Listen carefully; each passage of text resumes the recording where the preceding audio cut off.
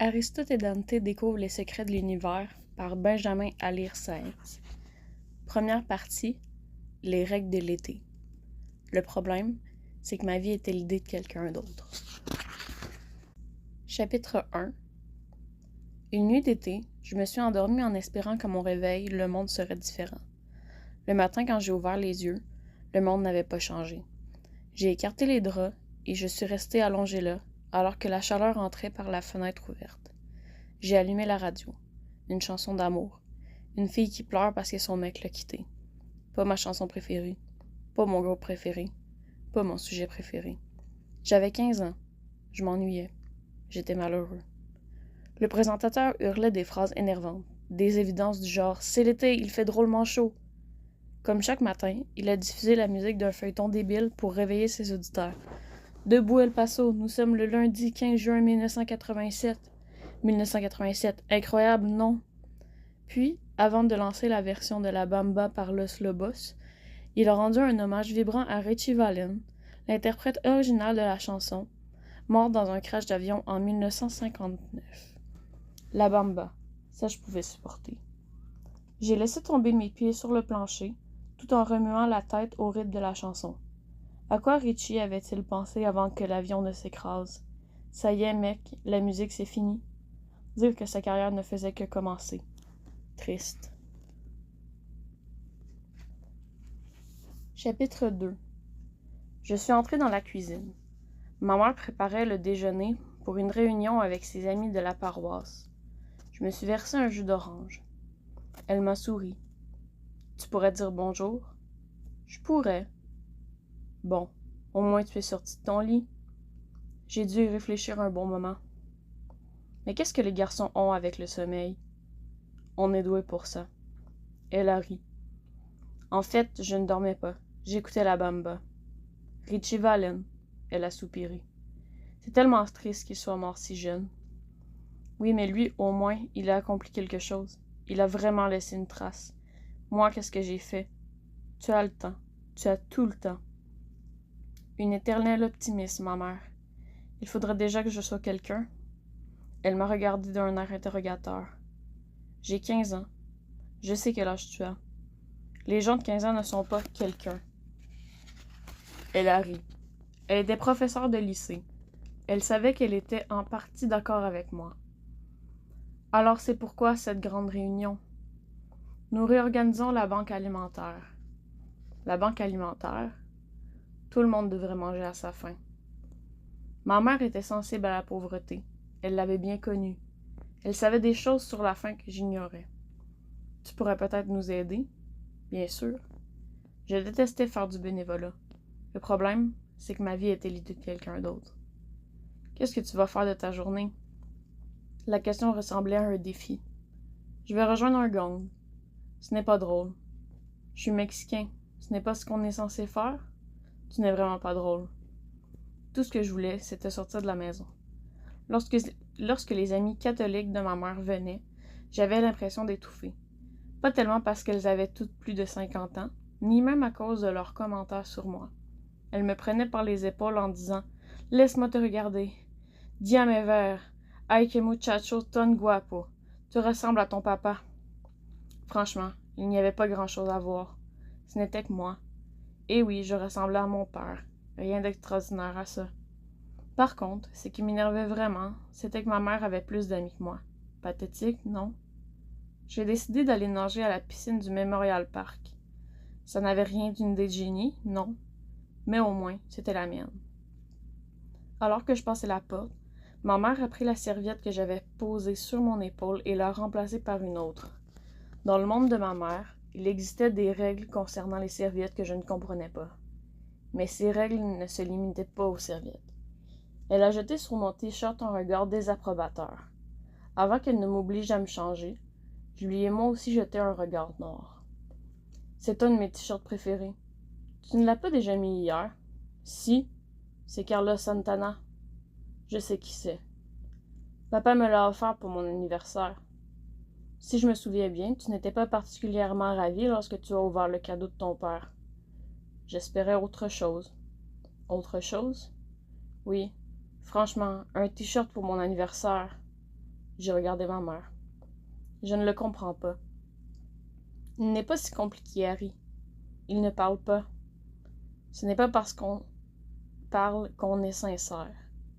Oui, bon. En tout cas, j'espère maintenant... En tout cas, maintenant, j'adore ce t-shirt. Je vois ça. Elle a souri. Papa leur a apporté de son premier concert. J'y étais, je m'en souviens. Il est vieux et miteux. Je suis sentimentale. Ça doit être ça. Maman, c'est l'été. Oui, c'est l'été. Les règles sont différentes. Les règles sont différentes. J'adorais les règles de l'été. Ma mère les subissait. Elle m'a recoiffé du bout des doigts. Promets-moi que tu ne le porteras pas demain. Promis. Promis, si tu ne le mets pas au sèche-linge. Peut-être que tu devrais le laver toi-même. Elle m'a souri. Évite de te noyer. Si ça arrive, ne te débarrasse pas du chien. L'histoire du chien était une blague. Nous n'en avions pas. Maman comprenait mon humour. Je comprenais le sien. On s'entendait bien. Pourtant, elle demeurait un mystère. Je comprenais parfaitement pourquoi mon père était tombé amoureux d'elle. Par contre, la réciproque m'échappait.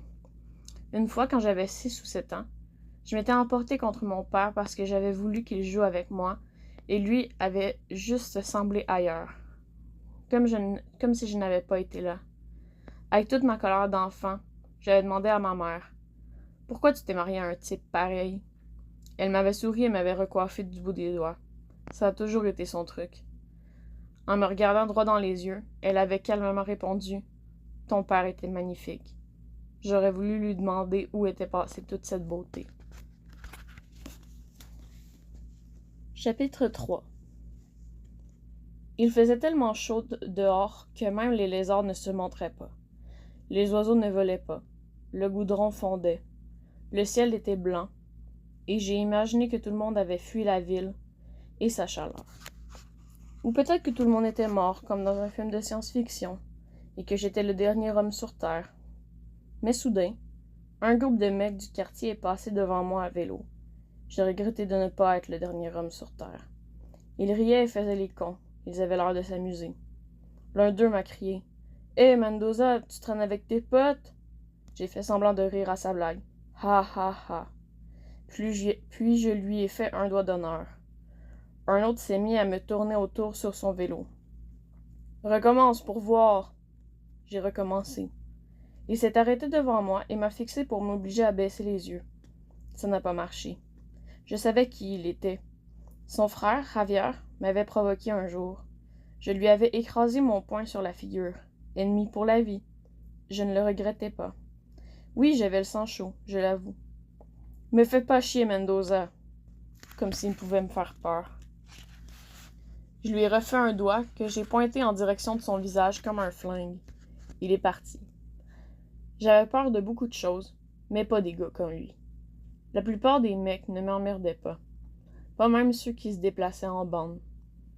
Ils m'ont dépassé à vélo en m'insultant. Ils avaient 13 ou 14 ans, et ça les amusait de faire chier des gars comme moi. Alors que leur voix s'éloignait, j'ai commencé à m'apitoyer sur mon sort. J'étais pas si maître dans l'art de m'apitoyer sur mon sort. Je crois qu'une partie de moi s'y complaisait. Sans doute parce que j'étais enfant unique, sans l'être vraiment. Mes sœurs, des jumelles, avaient 12 ans de plus que moi. 12 ans, autant dire une vie. Elles m'avaient toujours traité comme un bébé, un jouet ou un animal de compagnie. J'adore les chiens, mais parfois j'avais l'impression de n'être rien d'autre que la mascotte de la famille. Mascota, c'est le mot espagnol pour animal de compagnie. Super, Harry la mascotte. J'avais un frère aussi. Il avait 11 ans de plus que moi et était encore plus inaccessible que mes sœurs. Je ne pouvais même pas prononcer son nom. Qui aime parler d'un frère aîné en prison? Pas mes parents, ni mes sœurs. Je crois que le silence qui entourait mon frère m'affectait. Ne pas parler peut rendre très seul. À l'époque où mes sœurs et mon frère sont nés, mes parents étaient jeunes et avaient du mal à joindre les deux bouts. Ils aimaient beaucoup cette expression. Après la naissance de 3 enfants et après avoir tenté de finir ses études, mon père s'était enrôlé dans les marines. Puis il était parti à la guerre. La guerre l'avait changé. À son retour au pays, j'étais née. Parfois, je me dis que mon père est couvert de cicatrices. Dans son cœur, dans sa tête, partout. Ce n'est pas facile d'être le fils d'un homme qui a fait la guerre. À l'âge de 8 ans, j'avais entendu ma mère parler avec ma tante Ophélia au téléphone. Je crois que, pour lui, la guerre ne finira jamais. Plus tard, j'avais interrogé ma tante. « Pourquoi la guerre continue pour papa? » « Parce que ton père a une conscience. » « Qu'est-ce qui lui est arrivé à la guerre? » Personne ne sait. « Pourquoi il ne dit pas? » Parce qu'il ne peut pas. À 8 ans, je ne savais rien de la guerre, ni de ce que signifiait avoir une conscience. Tout ce que je savais, c'est qu'il arrivait à mon père d'être triste. Je ne le supportais pas. Ça me rendait triste. Et je n'aimais pas ça. J'étais donc le fils d'un homme qui portait tout le Vietnam en lui. J'avais de quoi m'apitoyer sur mon sort, et avoir 15 ans n'aidait pas. Parfois, je me disais qu'avoir 15 ans était la pire tragédie qui soit. Chapitre 4. Avant d'entrer dans la piscine, je devais me doucher. C'était la règle. Je détestais me laver au milieu d'autres garçons. Je ne sais pas pourquoi, mais je n'aimais pas. Certains adoraient discuter, comme si c'était normal de prendre sa douche avec des potes, tout en parlant du prof qu'on déteste, du dernier film qu'on a vu, ou de filles. Pas moi. Je n'avais rien à dire. Pas mon truc, tous ces mecs sous la douche. J'ai plongé les pieds dans l'eau du petit bassin. Que faire à la piscine quand on ne sait pas nager? Apprendre, je suppose. Je ne savais que flotter. J'ignore comment, mais j'avais réussi à mettre en pratique un principe de physique fondamentale. Et le plus beau, c'est que j'avais fait cette découverte tout seul. Tout seul. Je n'étais pas très doué pour demander de l'aide. Une mauvaise habitude héritée de mon père. De toute façon, les maîtres nageurs, qui se faisaient appeler sauveteurs, étaient des nazes. Aider un petit maigrelet de 15 ans ne les intéressait pas. Ils étaient obsédés par les seins des filles. J'avais entendu un sauveteur parler avec un autre alors qu'il était censé surveiller un groupe d'enfants. « Une fille, c'est comme un arbre. On n'a qu'une seule envie, grimper dessus et lui arracher ses feuilles. » L'autre type avait rigolé. « T'es vraiment un porc. »« Non, un poète. » Puis ils avaient éclaté de rire. Ouais, de vrais beaux de l'air, ces deux-là. En fait, je n'avais aucune envie de traîner avec des mecs. Ils me mettaient mal à l'aise. Je ne sais vraiment pas pourquoi. Vraiment. Je crois que ça me gênait sérieusement d'être un mec. Et ça me déprimait de penser qu'en grandissant, je pourrais devenir comme l'un de ces connards. Une fille, c'est comme un arbre. Ouais, et un mec, c'est aussi intelligent qu'un bout de bois mort infesté de termites. Ma mère aurait dit qu'il traversait une phase, qu'il récupérerait leur cerveau bientôt. Ouais, sûrement. Peut-être que la vie n'était qu'une série de phases. Dans 2 ans, je traverserais peut-être la même que ces sauveteurs. Mais je ne croyais pas tellement à la théorie des phases de ma mère. Pour moi, ça ressemblait plus à une excuse qu'à une explication. À mon avis, elle ne comprenait pas les garçons. Moi non plus, d'ailleurs. Pourtant, j'en étais un. J'avais l'impression que quelque chose clochait chez moi, que j'étais une énigme, surtout pour moi-même. En clair, j'avais un problème. En tout cas, une chose était certaine, je ne demanderais pas à ces crétins de m'apprendre à nager. Je préférais encore rester seule et me noyer. Alors, je me suis mis dans mon coin à flottiller. Je ne peux pas dire que je m'amusais. C'est là que j'ai entendu sa voix, un peu au perché. « Je peux t'apprendre à nager si tu veux. » Je me suis redressée dans l'eau, les yeux éblouis par le soleil. Il était assis au bord de la piscine. Je le regardais avec méfiance. Un type qui proposait de m'apprendre à nager, il ne devait vraiment pas avoir de vie. 2 losers ensemble, on allait se marrer. J'avais une règle. Mieux valait s'ennuyer seul qu'accompagné. Je la respectais scrupuleusement. Ce qui expliquait peut-être pourquoi je n'avais pas d'amis. Il me fixait. Il attendait une réponse. Il a répété. « Je peux t'apprendre à nager? » J'aimais bien sa voix. On avait l'impression qu'elle était sur le point de casser. « T'as une drôle de voix. » « C'est à cause de mes allergies. »« T'es allergique à quoi? »« À l'air. » Ça m'a fait rire. « Je m'appelle Dante. » Ça m'a fait encore plus rire. « Désolée. » Pas de souci, j'ai l'habitude qu'on se moque de mon nom. Oh non, c'est juste que je m'appelle Aristote. Ses yeux se sont illuminés. Nous avons tous deux été pris d'un fou rire. Mon père est professeur de littérature, a expliqué Dante. Au moins, tu as une bonne excuse. Mon père est posti. Aristote était le prénom de mon grand-père. Et mon premier prénom, c'était Angel. Tu t'appelles Angel Aristote? Eh oui. Nous avons à nouveau éclaté de rire. Pourquoi? À cause de nos noms? Parce que nous étions soulagés? Heureux? Le rire, l'un des plus grands mystères de la vie. Pendant longtemps, j'ai dit aux gens que je m'appelais Dan, mais j'ai arrêté. Ce n'était pas honnête. Et puis, je me faisais toujours démasquer. J'avais l'impression d'être un menteur doublé d'un idiot. Et j'avais honte d'avoir eu honte de moi. Il a haussé les épaules. Tout le monde m'appelle Harry. Content de te rencontrer, Harry. J'ai aimé la façon dont il a dit « content de te rencontrer, Harry », comme s'il le pensait. « Ok, apprends-moi à nager. » J'ai répondu comme si je lui faisais une fleur. Soit il n'a pas remarqué, soit il s'en fichait. Dante était un professeur précis et un nageur accompli. Pour lui, la natation était un mode de vie. L'eau était un élément qu'il aimait et respectait. Il en comprenait la beauté et les dangers. Il avait 15 ans. Il avait l'air un peu fragile, mais il ne l'était pas. Il était discipliné, fort, cultivé, drôle et ne faisait pas semblant d'être idiot ou normal. Il n'était ni l'un ni l'autre. Il était féroce aussi, enfin il pouvait l'être. Mais surtout, il n'y avait pas une once de méchanceté en lui. Je ne comprenais pas comment il pouvait vivre dans un monde aussi malveillant sans que ça ne déteigne sur lui. Dante était devenu un mystère de plus dans l'univers. Tout cet été-là, nous avons nagé, lu des bandes dessinées, des livres et débattu dessus. Nous n'étions jamais d'accord. Dante avait tous les vieux Superman de son père. Il les adorait.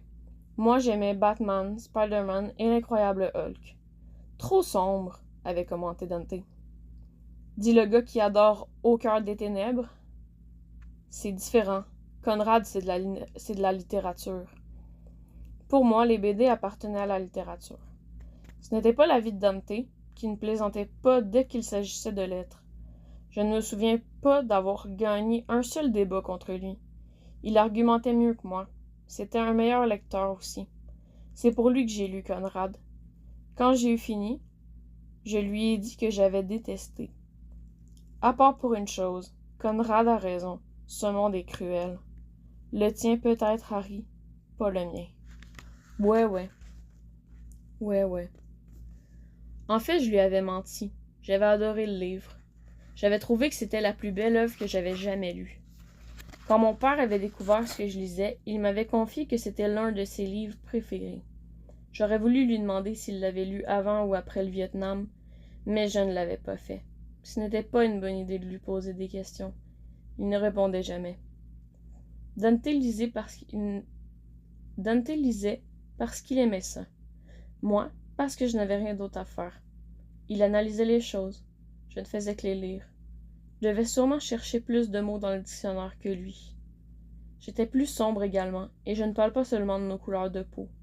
Selon lui, j'avais une vision tragique de la vie.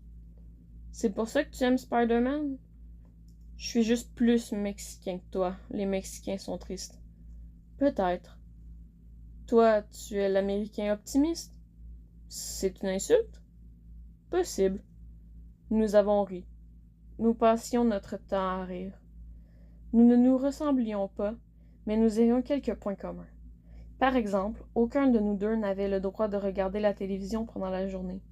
Nous avions grandi avec des phrases du genre « Sors, va faire quelque chose, le monde t'appartient ». Un jour, Dante m'a demandé « Tu crois que nos parents ont raison, que le monde nous appartient ?» J'en doute. Il a ri. C'est là que j'ai proposé « Prenons le bus et allons voir le monde ». Nous adorions les trajets en bus. Parfois, nous y passions des après-midi entiers. Les riches ne prennent pas le bus, ai-je remarqué. C'est pour ça que nous, on aime ça. Tu penses qu'on est pauvres? Non. Il a souri. Mais si on fuguait de chez nous, on le serait. Sa réflexion m'a fait réfléchir. Tu le ferais? Tu fuguerais? Non. Pourquoi pas? Tu veux que je te confie un secret? Bien sûr. J'adore mes parents. Ça m'a vraiment fait sourire. Je n'avais jamais entendu quiconque dire ça. Personne n'adore ses parents. Sauf Dante. Ensuite, il m'a chuchoté à l'oreille. La femme a 2 rangées de nous. Je crois qu'elle a une liaison. Comment tu le sais? Elle a retiré son alliance en montant dans le bus. Nous inventions des histoires sur les autres passagers. Pour ce que nous en savions, ils faisaient pareil de leur côté. Je n'avais jamais été proche de quelqu'un. J'étais plutôt solitaire. J'avais joué au basket, au baseball et j'avais été louveteau. Mais j'avais toujours gardé mes distances avec les autres garçons. Je n'avais jamais eu le sentiment de faire partie de leur monde. Les garçons, je les regardais, je les étudiais. Au final, ils me dégoûtaient. Je ne crois pas que c'était de l'arrogance, simplement je ne savais pas comment leur parler, comment me comporter avec eux. Je ne me sentais pas à ma place. À l'âge de devenir scout, j'avais dit à mon père que je n'irais pas. Et c'est 1 an, m'avait-il proposé. Il savait que j'aimais me battre. Il essayait de me tenir éloigné des gangs, de m'empêcher de devenir comme mon frère qui avait fini en prison. Donc à cause de ce frère, dont l'existence ne devait même pas être mentionnée, il fallait que j'aille chez les scouts. Ça craignait. Pourquoi est-ce que je devais être un bon garçon sous prétexte que mon frère était un bad boy? Je détestais la logique de mes parents. Mais j'avais fait plaisir à mon père. J'y étais allé pendant 1 an. J'avais détesté, sauf quand on avait appris le massage cardiaque et le bouche à bouche. Enfin, je n'aimais pas trop souffler dans la bouche de quelqu'un d'autre. Ça me faisait flipper. Mais je ne sais pas pourquoi, tout l'exercice me fascinait. Quoi qu'il en soit, après avoir reçu le badge attestant que je savais ramener une personne à la vie, j'étais entrée à la maison et j'avais dit à mon père que je quittais les scouts. « Je crois que tu fais une erreur », avait été son seul commentaire. « Ça va, je vais pas finir en tôle. » Voilà ce que j'avais eu envie de lui répondre. Au lieu de quoi, j'avais simplement rétorqué. « Si tu m'obliges à y retourner, je te jure que je me mets à fumer des joints. » Mon père m'avait regardé d'un drôle d'air. « C'est ta vie. Tu parles. » Un autre truc au sujet de mon père, il ne faisait jamais la morale. Enfin, pas vraiment. Ça m'énervait. Il n'était pas méchant et il n'avait pas mauvais caractère. Il parlait par phrases courtes. « Essaie. T'es sûr? » Pourquoi ne disait-il pas les choses? Comment le connaître s'il ne me laissait pas communiquer avec lui? Dans l'ensemble, ça allait. J'avais des amis au collège. Enfin, presque. Je n'étais pas hyper populaire. Pour ça, il faut faire croire aux gens qu'on est drôle et intéressant, et je n'ai jamais été bon comédien. Pendant ce temps, j'avais traîné avec 2 mecs, les frères Gomez, mais ils avaient déménagé. Et il y avait 2 filles, Gina Navarro et Suzy Beard, dont le passe-temps préféré était de me tourmenter. Les filles aussi étaient un mystère pour moi. Enfin, je ne m'en sortais pas trop mal. Personne ne m'aimait, mais je n'étais pas non plus un de ces gamins que tout le monde déteste. Je savais me battre, donc on me laissait tranquille. J'étais plutôt invisible, ce qui me convenait, jusqu'à l'arrivée de Dante. Chapitre 5. Après ma 4e leçon de natation, Dante m'a invité chez lui. Il vivait tout près de la piscine, dans une grande maison ancienne, face au parc. Il m'a présenté à son père. Je n'avais jamais rencontré d'Américain d'origine mexicaine qui soit professeur de littérature. Je ne savais même pas qu'il en existait. Et franchement, il ne ressemblait pas à un professeur. Il était jeune, beau et décontracté. Il semblait avoir conservé une part d'enfance et être tombé amoureux de la vie. Rien à voir avec mon père qui se tenait toujours à l'écart du monde et cachait en lui des ténèbres que je ne comprenais pas. Il n'y avait aucune ombre dans les yeux noirs du père de Dante. Ils avaient même l'air lumineux. Cet après-midi-là, il portait un jeans et un t-shirt et il lisait un livre dans son bureau, assis dans un fauteuil en cuir. Je n'avais jamais rencontré quelqu'un qui ait un bureau dans sa propre maison. Dante l'a embrassé sur la joue. Je n'aurais jamais fait ça. Jamais. « Tu ne t'es pas rasé ce matin, papa? »« C'est l'été. »« Ce qui veut dire que tu ne travailles pas. »« Ce qui veut dire que je dois finir d'écrire mon livre. » Écrire un livre, ce n'est pas travailler. Le père de Dante était parti d'un grand rire. Tu as encore beaucoup à apprendre sur le travail. C'est l'été, papa. Je ne veux pas entendre parler de travail. Tu ne veux jamais en entendre parler. Dante n'appréciait pas le tour que prenait la conversation et il a tenté de changer de sujet. Tu vas te laisser pousser la barbe? Non, il fait trop chaud. Et puis ta mère refuse de m'embrasser si je ne me rase pas plusieurs jours d'affilée. Ouais, elle est stricte. Oui. Et qu'est-ce que tu ferais sans ces baisers, hein? Son père a levé les yeux vers moi. Comment tu fais pour le supporter? Tu dois être Harry? Oui, monsieur. J'étais nerveux. Je n'avais pas l'habitude de rencontrer les parents des autres. Et la plupart de ceux que j'avais vus ne s'étaient absolument pas intéressés à moi. Il s'est levé de son fauteuil, a posé son livre et m'a serré la main. Je m'appelle Sam, Sam Quintana. Ravi de vous rencontrer, monsieur Quintana. J'avais entendu cette phrase, content de vous rencontrer, 1 millier de fois. Quand Dante l'avait prononcée, il avait eu l'air sincère. Mais quand moi je l'ai dite, je me suis sentie stupide et banale. Tu peux m'appeler Sam? Non, je ne peux pas. J'aurais voulu disparaître. Il a jeté un regard à son fils. Ce jeune homme est très respectueux. Tu devrais en prendre la graine, Dante. Tu veux que je t'appelle monsieur Quintana? Tous les deux se sont retenus de rire. Puis monsieur Quintana a reporté son attention sur moi. Comment se passent les cours de natation? Dante est un bon professeur. Dante est doué pour beaucoup de choses, mais pas tellement pour ranger sa chambre. Ranger doit trop ressembler à travailler. Dante l'a fusillé du regard. C'est un message subliminal? Tu comprends trop vite. Tu dois tenir ça de ta mère. Ne fais pas le malin, papa. Qu'est-ce que tu viens de dire? L'expression ne te plaît pas? Si, mais ton attitude, non. Dante a levé les yeux au ciel et s'est assis sur le fauteuil. S'est assis dans le fauteuil de son père. Il a retiré ses baskets. Ne t'installe pas.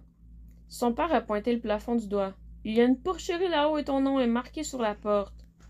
Leur entente, la façon simple et affectueuse dont ils se parlaient, comme si l'amour entre un père et son fils était facile, m'ont fait sourire. Parfois, ma mère et moi avions ce genre de rapport. Parfois. Mais mon père et moi ne partagions pas ça. Je me suis demandé ce que ça me ferait d'entrer dans une pièce et d'embrasser mon père. Nous avons monté l'escalier et Dante m'a montré sa chambre. Elle était grande, avec un plafond haut, du parquet et des fenêtres qui laissaient entrer beaucoup de lumière. Il y avait de tout partout. Des vêtements empilés sur le sol, éparpillés sur le sol, une pile de vieux albums, des livres dans tous les coins, des blocs-notes griffonnés, des polaroïdes, 2 appareils photo, une guitare sans corde, des partitions et un tableau de liège couvert de papier et de photos. Il a décidé de mettre de la musique. Il avait un tourne-disque. Il était à ma mère. Elle allait le jeter, tu te rends compte? Il a choisi son album préféré, Abbey Road des Beatles. Un vinyle, pas une de ces merdes de cassettes. Qu'est-ce que tu as contre les cassettes? Je ne leur fais pas confiance. J'ai trouvé sa réflexion à la fois drôle et bizarre. Les disques se rayent facilement. Pas si tu en prends soin. J'ai embrassé du regard sa chambre sans dessus-dessous.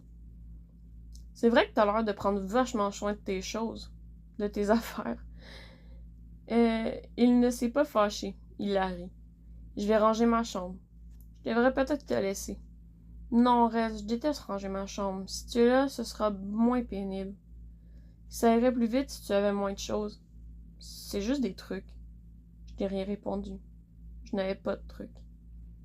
Ok, tu veux que je t'aide? Non, c'est mon boulot, a-t-il répondu avec une pointe de résignation.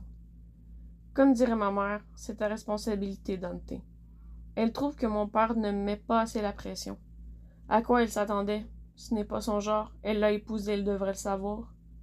Tu analyses tout le temps tes parents? Ils nous analysent bien, non? C'est leur boulot, Dante. Tu n'analyses pas tes parents?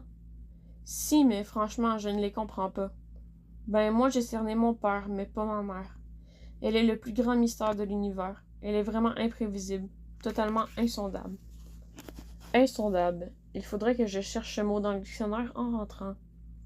Dante m'a regardé comme si c'était mon tour de dire quelque chose. En gros, j'ai cerné ma mère, mais mon père, lui aussi, est insondable. En utilisant ce mot, je me suis senti comme un imposteur. Peut-être que c'était ça mon problème. Peut-être que je n'étais pas un vrai garçon. J'étais un imposteur. Dante m'a tendu un livre de poésie. Lis ça. Je n'avais jamais lu de poème et je n'étais pas sûre d'en avoir envie. Je l'ai regardé d'un air ahuri.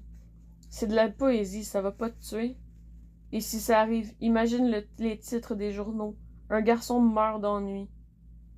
Il a eu bien du mal à se retenir de rire et il a commencé à ramasser ses vêtements. Il a indiqué sa chaise. Assieds-toi. Des livres d'or encombraient le siège. J'en ai fait une pile que j'ai posée par terre. Parmi eux, j'ai trouvé un carnet. Qu'est-ce que c'est? Un carnet de croquis. Je peux voir? Il a fait non de la tête. Je ne les montre à personne. Intéressant. Il avait donc des secrets? Il a désigné le recueil. Vraiment, ça ne te tuera pas. Tout l'après-midi, Dante a nettoyé, et j'ai lu des poèmes d'un certain William Carlos Williams. Je n'avais jamais entendu parler de lui, mais bon, je ne connaissais aucun poète. J'ai compris certains passages. Pas tout. Je n'ai pas détesté. C'était intéressant. Pas idiot, ni fleur bleue, ni hyper intello. Idée que je me faisais de la poésie. Je me suis dit que les poèmes étaient comme les gens. On en comprend certains immédiatement, d'autres jamais. La précision de Dante m'avait impressionné. Lorsque nous étions entrés dans sa chambre, c'était un champ de bataille. Une fois qu'il a eu terminé, chaque chose était à sa place. Le monde de Dante était en ordre. Il avait rangé ses livres sur une étagère et laissé sur son bureau ceux qu'il avait prévu de lire. Il avait un bureau, un vrai bureau. Quand je devais écrire quelque chose, j'utilisais la table de la cuisine. Il m'a pris le recueil des mains et a lu un poème. L'image était parfaite. Lui dans sa chambre immaculée, les rayons du soleil traversant la pièce. J'ai aimé le son de sa voix. C'était comme s'il avait écrit le poème. Je me fichais de ne pas tout comprendre. Tout ce qui comptait, c'était la sincérité qui se dégageait de sa voix. Jusqu'à ma rencontre avec lui, il m'était extrêmement difficile de passer du temps avec des gens. Mais Dante rendait la vie légère. Une fois chez moi, j'ai cherché le mot insondable dans le dictionnaire. La définition disait qui est très difficilement compréhensible. J'ai noté les synonymes dans mon journal intime. Obscur, indéchiffrable, énigmatique, mystérieux. Cet après-midi-là, j'avais appris deux nouveaux mots, insondable et ami. Chapitre 6. Un jour, en fin d'après-midi, Dante est venu se présenter à mes parents. Qui faisait des trucs pareils? Je suis Dante Quintana. Il m'a appris à nager. Je ne sais pas pourquoi, mais j'avais besoin de le confesser à mes parents. J'ai regardé ma mère. Tu m'as demandé d'éviter de me noyer, alors j'ai trouvé quelqu'un pour m'aider à tenir ma promesse. Mon père a jeté un coup d'œil à ma mère. Je crois qu'il se souriait. Il semblait se dire, il a enfin trouvé un ami. Ça me rendait dingue. Dante a serré la main de mon père avant de lui tendre un livre. Je vous ai apporté un cadeau. Je l'avais vu sur la table basse du salon de ses parents. C'était un beau livre sur des peintres mexicains. En spectateur, j'observais Dante. Avec ses cheveux longs, qu'il n'aimait pas coiffer, il avait l'air d'un adulte, pas d'un adolescent de 15 ans. Mon père a souri en feuilletant le livre. Dante, c'est trop, je ne peux pas accepter. Il tenait le livre avec précaution pour ne pas l'abîmer. Mes parents ont échangé un regard complice. Ils aimaient se parler sans prononcer le moindre mot. Lorsqu'ils le faisaient, j'inventais des dialogues imaginaires. C'est sur l'art mexicain, a dit Dante. Vous devez l'accepter. Il cherchait un argument convaincant et incontestable. Mes parents ne voulaient pas que je vienne les mains vides. Il était nerveux. Ma mère a pris le livre et en a admiré la couverture. Quel bel ouvrage, merci Dante. C'est mon père qu'il faut remercier, c'était son idée. Mon père a souri. C'était la deuxième fois en moins d'une minute. Ce n'était pas courant. Il n'était pas vraiment le champion du sourire. Tu voudrais bien remercier ton père pour moi, Dante? Mon père a repris le livre et s'est assis avec. Il le tenait comme un trésor. Mon père demeurait un mystère. Impossible de deviner ses réactions. Chapitre 7. Il n'y a rien dans ta chambre. Il y a un lit, un radio-réveil, un rocking chair, une bibliothèque et des livres. Ce n'est pas rien. Il n'y a rien sur les murs. J'ai retiré mes posters. Pourquoi? Je ne les aimais pas. T'es un vrai moine. Oui, Aristote le moine. Tu n'as pas de hobby? Si, j'adore fixer les murs blancs. Peut-être que tu deviendras prêtre? Il faut croire en Dieu pour devenir prêtre. Tu n'y crois pas? Même pas un peu? Peut-être un peu, mais pas beaucoup. Alors tu es agnostique? Oui, un catholique agnostique. Ça l'a bien fait rire.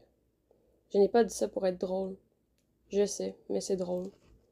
Tu crois que c'est mal de douter? Non, je crois que c'est une marque d'intelligence. Je ne suis pas intelligent. Pas autant que toi, en tout cas. Tu es intelligent, Harry. Très. De toute façon, il n'y a pas que l'intelligence qui compte. Les gens s'en moquent en général. Mon père m'a dit, Dante, tu es intellectuel. Il n'y a aucune raison d'en avoir honte. J'ai remarqué que son sourire était un peu triste. Peut-être tout le monde était-il un peu triste. Harry, j'essaie de ne pas avoir honte. Je connaissais ce sentiment de honte, sauf que Dante savait d'où il venait, pas moi. Je l'aimais bien, ce type. Je l'aimais vraiment bien. Chapitre 8. Mon père feuilletait le livre. À l'évidence, il lui plaisait énormément. Et, grâce à cet ouvrage, j'ai appris quelque chose sur lui. Avant de s'enrôler dans l'armée, il avait fait des études d'art plastique. Cela ne correspondait pas à l'idée que je me faisais de lui, mais cette information m'a plu. Un soir, il m'a appelé. Regarde, a-t-il dit en désignant une page. C'est une fresque d'un peintre qui s'appelait Orozco. J'ai fixé la reproduction, mais j'étais plus intéressé par son doigt qui tapotait sur le livre en signe d'admiration. Ce doigt avait appuyé sur la gâchette d'un fusil pendant la guerre. Ce doigt avait caressé ma mère d'une façon qui m'échappait. Je voulais dire quelque chose, poser des questions, mais les mots sont restés coincés dans ma bouche. Je me suis contenté de hocher la tête. Je n'avais jamais imaginé mon père s'intéressant à l'art. Je le voyais comme un ancien marine, devenu postier après la guerre du Vietnam et qui n'aimait pas beaucoup parler. J'aurais pu lui poser des questions, mais quelque chose dans ses yeux, son visage et son sourire en coin m'en a empêché. Je crois qu'au fond, il ne voulait pas que je sache qui il était. Je me contentais donc de collecter des indices. Le voir lire ce livre en était un de plus.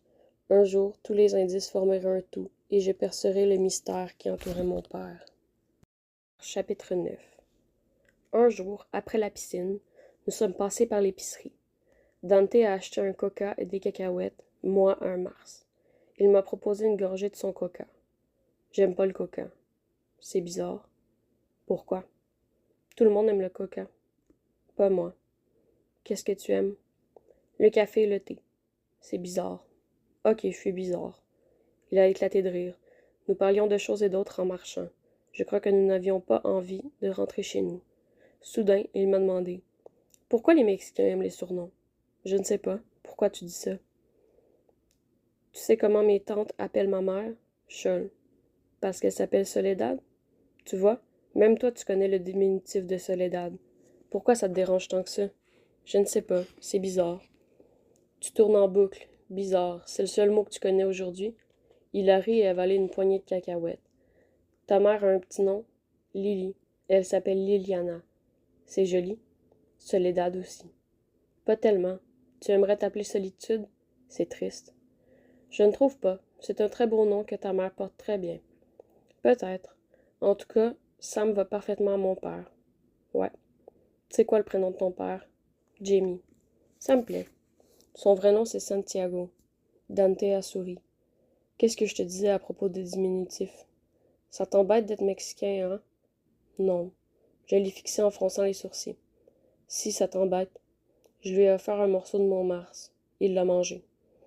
Tu sais quoi, Harry? Je crois que les Mexicains ne m'aiment pas. C'est bizarre que tu dises ça. Bizarre. Bizarre. Chapitre 10. Par une nuit sans lune, les parents de Dante nous ont emmenés dans le désert pour que l'on essaie son nouveau télescope. Sur la route, Dante et son père ont chanté à tue-tête des chansons des Beatles. Ils chantaient faux et s'en fichaient. Ils étaient affectueux dans cette famille. Dès qu'il ouvrait la porte de chez lui, Dante embrassait ses parents sur la joue, ou eux l'embrassaient, comme si c'était tout à fait normal. Je me demandais comment mon père réagirait si je faisais la même chose. Il ne m'engueulerait pas, mais bon, enfin, je n'en savais rien. La route jusqu'au désert fut longue. M. Quintana connaissait un bon coin pour observer les étoiles, loin des lumières de la ville. Dante appelait ça la pollution lumineuse. M. Quintana et Dante ont installé le télescope. Je les ai regardés faire en écoutant la radio. Madame Quintana m'a offert un coca que j'ai accepté. Dante dit que tu es très intelligent. Les compliments me rendaient nerveux. Pas autant que lui. La voix de Dante a interrompu notre conversation. Je croyais que ce chapitre était clos, Harry. Quoi? A demandé sa mère. Rien, c'est juste que la plupart des personnes intelligentes sont des cons. Dante, surveille ton langage, s'est écrié sa mère. Pourquoi jures-tu autant? Parce que c'est marrant, répondit Dante. Monsieur Quintana a rigolé. Oui, enfin, surtout quand ta mère est dans les parages. Madame Quintana n'a pas apprécié. Tu l'encourages, Sam? Soledad, je crois que... Dante, l'œil dans le viseur du télescope, s'est exclamé. Papa, viens voir ça! Tout le monde s'est tu. Lorsque ça a été mon tour de regarder dans la lunette, Dante m'a expliqué ce que je contemplais. Je n'ai pas entendu un mot car, alors que j'observais le vaste univers, il s'est passé quelque chose en moi. À travers le télescope, le monde m'apparut plus proche et plus grand que je ne l'imaginais. C'était si beau, si impressionnant. J'ai soudain pris conscience que quelque chose en moi avait de l'importance. Dante m'a chuchoté à l'oreille. Un jour, je découvrirai les secrets de l'univers. J'ai souri. Et que feras-tu de tous ces secrets, Dante? Je changerai le monde. J'étais sûr qu'il le ferait. Seul Dante Quintana pouvait dire des choses pareilles. Je savais qu'il ne dirait jamais un truc crétin du genre « une fille, c'est comme un arbre ». Cette nuit-là, nous avons dormi dans son jardin. Par la fenêtre ouverte, nous entendions ses parents discuter dans la cuisine. Sa mère parlait en espagnol et son père en anglais. Ils font tout le temps ça, a dit Dante. Les miens aussi. Nous avons tenté de regarder les étoiles. Trop de pollution lumineuse, ai-je déclaré. Trop de pollution lumineuse. Chapitre 11. Une information importante au sujet de Dante. Il n'aimait pas porter des chaussures. Nous allions jusqu'au parc à skateboard et là, il se déchaussait et frottait ses pieds dans l'herbe. Il était même arrivé qu'il oublie ses baskets au ciné et que nous ayons dû y retourner pour les récupérer. Il les enlevait aussi dans le bus.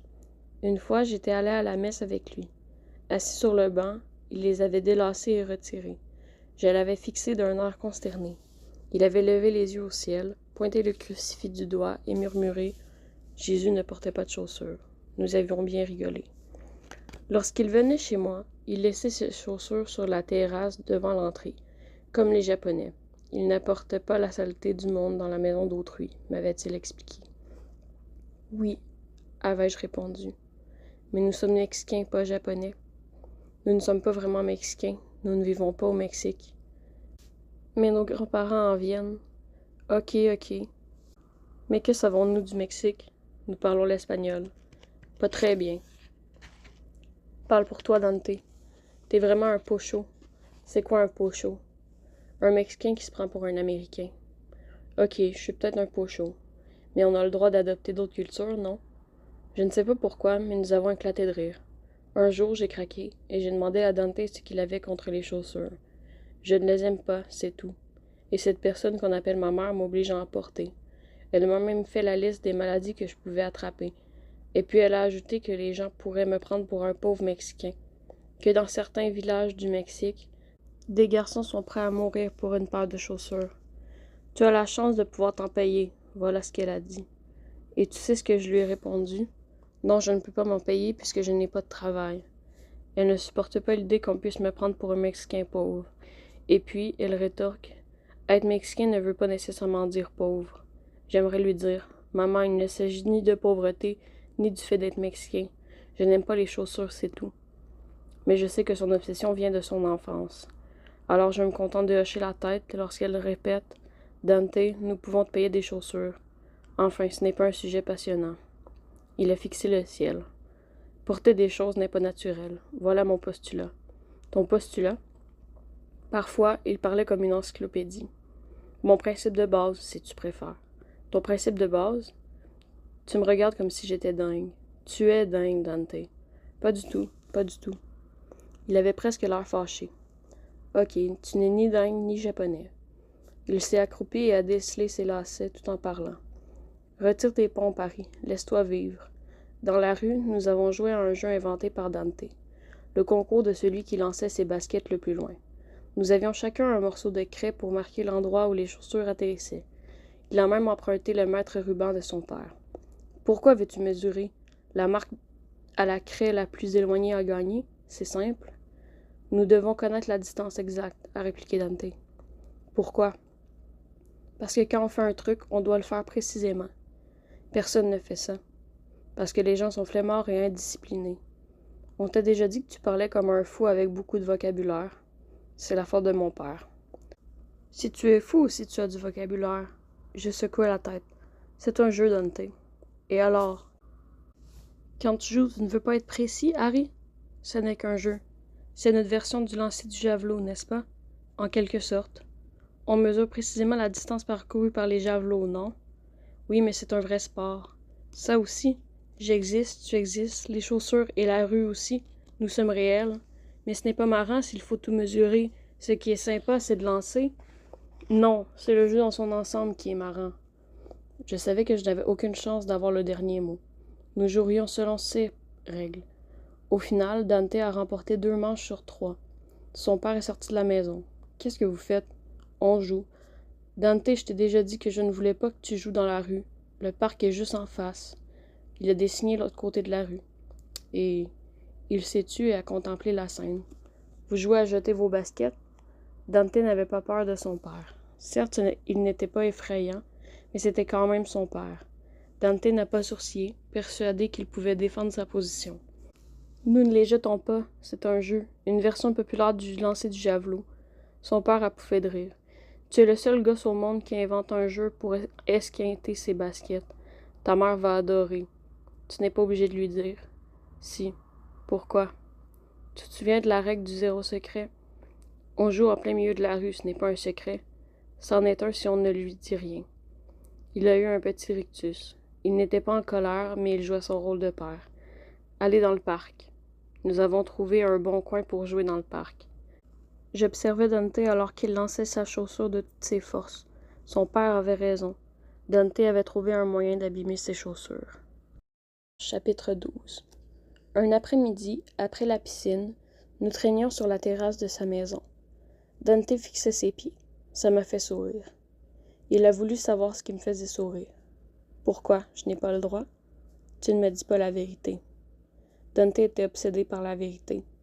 Je n'étais pas comme lui, plutôt comme mon père, un taiseux. Ok, je souriais parce que tu regardais tes pieds. C'est étrange que ça te fasse sourire. Qui, mis à part toi, regarde ses propres pieds? Il n'y a rien de mal à étudier son corps, a répliqué Dante. C'est vraiment bizarre de dire ça. Chez moi, on ne parlait pas de son corps. Bref. Tu aimes les chiens, Harry? J'adore les chiens. Moi aussi. Ils n'ont pas apporté de chaussures. J'ai pouffé de rire. Je me suis dit que l'une de mes fonctions dans la vie était de rire aux blagues de Dante. Sauf qu'il ne cherchait pas à être drôle, il était simplement lui-même. Il s'est enflammé. Je vais demander à mon père si je peux avoir un chien. Quel genre de chien? Je ne sais pas. Un chien de la SPA qui a été abandonné. Soudain, nous avons entendu des cris provenant de l'autre côté de la rue où se trouvaient 3 garçons un peu plus jeunes que nous. 2 d'entre eux avaient des carabines à plomb pointées sur un oiseau qu'ils venaient d'abattre. « On en a eu un! Hey! » a hurlé Dante. « Arrêtez! » Il était déjà au plein milieu de la rue lorsque j'ai compris ce qu'il était arrivé. Je lui ai couru après. « Arrêtez, ça va pas la tête! » Dante leur faisait de grands signes, il avait l'air fou. « Donne-moi cette carabine, a-t-il dit à l'autre garçon. C'est interdit. Mon cul, qu'est-ce que t'as l'intention de faire, connard?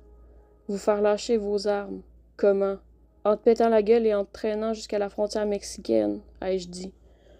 J'avais peur qu'il ne s'en prenne à Dante. J'avais dit ce qui m'était venu à l'esprit. Ces mecs n'étaient ni baraqués ni intelligents. Ils étaient bêtes et méchants, et je savais très bien ce dont ils étaient capables. Dante n'était pas assez méchant pour se battre. Moi, si. Je n'avais jamais eu de remords après avoir frappé un mec qu'il méritait. Nous sommes restés là, à nous défier, pendant un bon moment. L'autre type s'apprêtait à pointer son fusil sur moi.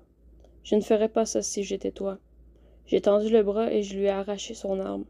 Tout est allé très vite. Il ne s'y attendait pas. Si j'avais appris une chose dans les bagarres, c'était à être rapide et à prendre l'autre par surprise. Ça marchait toujours. J'avais sa carabine dans les mains. Tu as de la chance que je ne te l'enfonce pas là où ça fait mal. J'ai jeté l'arme par terre. Je n'ai pas eu besoin de leur dire de dégager. Ils sont partis en marmonnant des insanités. Dante et moi nous sommes regardés. J'ignorais que tu aimais te battre. Pas vraiment. Si, tu aimes ça.